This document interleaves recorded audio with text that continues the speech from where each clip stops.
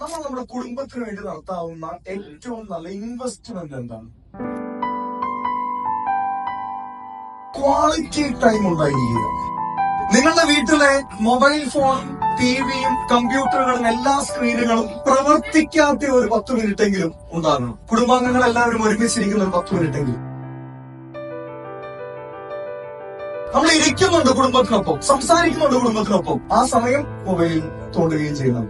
ഇതിൽ അപ്പനെന്നോ അമ്മയെന്നോ വ്യത്യാസമില്ല, മക്കളെന്നോ പാരന്റ്സ് എന്നോ വ്യത്യാസമില്ല.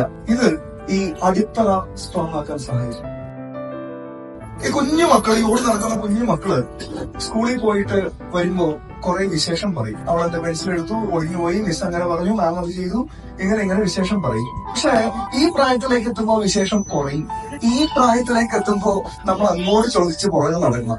ഇന്ന് എന്താ കോളേജിൽ വിഷയം? അതൊന്നുമില്ല. സ്കൂളിൽ പഠിപ്പിച്ചോ? ഈ ഉദ്ദേശമൊന്നുമില്ല.